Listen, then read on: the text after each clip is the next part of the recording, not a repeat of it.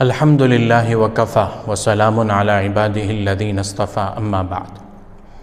عزیزو، اللہ تبارک و تعالی نے ہر انسان بلکہ ہر حیوان کے اندر نفسانی خواہشات اور جذبات رکھے ہیں۔ جس طرح کھانے کے لیے بھوک ہوتی ہے، اسی طرح انسان کی ایک جسمانی بھوک بھی ہوتی ہے، جس کو مٹانے کے لیے شریعت نے حلال ذریعہ اور طریقہ اختیار کرنے کا حکم دیا ہے، اور وہ حلال ذریعہ نکاح ہے۔ اللہ تبارک و تعالی نے نکاح کو عبادت قرار دیا ہے، اور اپنے آخری پیغمبر حضرت محمد صلی اللہ علیہ وسلم کے ذریعے سے جا بجا نکاح کی ترغیب دی ہے۔ رسول اللہ صلی اللہ علیہ وسلم نے نکاح کی ترغیب دیتے ہوئے فرمایا کہ 4 چیزیں انبیاء علیہم السلام کی سنت ہے: شرم و حیا، خوشبو لگانا، مسواک کرنا اور نکاح کرنا۔ رسول اللہ صلی اللہ علیہ وسلم نے فرمایا کہ نگاہ اور شرمگاہ کے گناہوں سے بچاؤ کا ذریعہ ہے، اس لیے کہ جو شخص نکاح نہیں کرتا ہے، اس کے ذہن میں ہمیشہ زنا کرنے کا لاوا پکتے رہتا ہے، ہمیشہ وہ زنا کی سوچتے رہتا ہے کہ کس طرح اسے موقع ملے اور یہ بدکاری کر بیٹھے۔ رسول اللہ صلی اللہ علیہ وسلم نے نکاح نہ کرنے والے مرد اور نکاح نہ کرنے والے عورت کو شیطان کا بھائی اور آلۂ کار قرار دیا ہے، اس لیے کہ شیطان ان کو اکساتے رہتا ہے، ورغلاتے رہتا ہے، اور ورغلا کر بہلا پھسلا کر ان کو اپنے ساتھ شامل کر لیتا ہے اور جہنم کا ایندھن بنا دیتا ہے۔ مزید فرمایا کہ نکاح نہ کرنے والا مرد اور نکاح نہ کرنے والی عورت مالدار ہونے کے باوجود محتاج اور مسکین ہے، اس لیے کہ مال کا اور زندگی کا اصل مقصود کیا ہوتا ہے؟ بے فکری، سکون اور آرام، وہی انہیں حاصل نہیں ہوتا ہے۔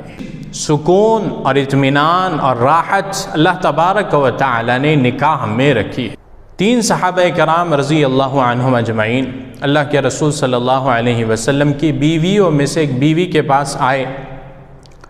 اور آپ صلی اللہ علیہ وسلم کے دن رات کے معمولات کو معلوم کیا، تو جب انہیں بتایا گیا تو انہوں نے اس کو کم سمجھا، پھر کہنے لگے ہمیں رسول اللہ صلی اللہ علیہ وسلم سے کیا نسبت،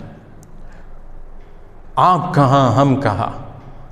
آپ صلی اللہ علیہ وسلم تو بخشے بخشائے ہیں، وہ نبی ہے، ان کا درجہ کیا ہے اور ہمارا درجہ کیا ہے۔ تو ان تینوں میں سے ایک نے کہا اب کے بعد میں ہمیشہ عبادت کروں گا، دوسرے نے کہا کہ میں دن بھر روزے رکھوں گا، ہمیشہ روزے رکھوں گا، کبھی نہیں چھوڑوں گا، اور تیسرے نے کہا کہ میں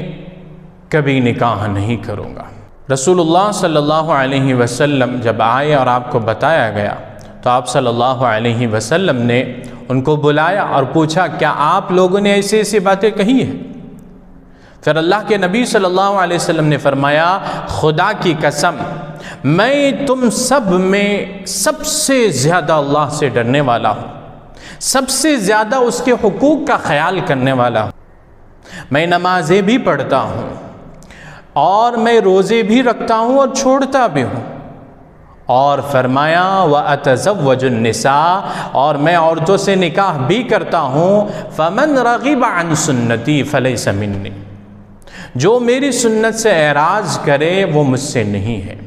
غور کیجئے کہ رسول اللہ صلی اللہ علیہ وسلم نے جب صحابہ کرام کو فطرت سے ہٹتے دیکھا، اگرچہ وہ لوگ اس کو عبادت سمجھ رہے تھے، تو آپ نے فوراً تنبیہ کی کہ تم لوگ جسے عبادت سمجھتے ہو وہ اصل میں عبادت نہیں ہے، وہ آپ کو ایمان سے کوسوں دور کرنے والی چیز ہے، آپ اس کے ذریعے سے پریشان ہو جائیں گے، اور پریشان ہو کر اس پریشانی کے عالم میں غلط قدم اٹھا لیں گے، اس لیے کہ جب خواہشات کا جوش ہوتا ہے تو شیطان ورغلا کر بہلا پھسلا کر غلط چیزیں کروا لیتا ہے۔ اسلام نے اس سے پہلے ہی اس پر روک لگائی ہے۔ نکاح کے مقاصد کیا ہے؟ نکاح کے مقصد میں سے ایک یہ ہے کہ نکاح بذات خود ایک عبادت ہے، نکاح آدھا ایمان ہے، نکاح جنسی خواہشات کی تسکین کا حلال اور جائز ذریعہ ہے۔ نکاح کے ذریعے سے انسان سکون اور اطمینان حاصل کر لیتا ہے، نکاح کے ذریعے سے نسل انسانی بڑھتی ہے، اور نکاح ہی انسان کے ذہنی اور بہت سے جسمانی امراض سے بچاؤ کا ذریعہ ہے۔ اخیر میں اللہ تبارک و تعالی سے دعا گو ہوں کہ اللہ تبارک و تعالی ہمیں اس سنت کی صحیح وقت پر اور صحیح طریقے سے پیروی کرنے والا بنائے۔ وآخر دعوانا ان الحمد للہ رب العالمین۔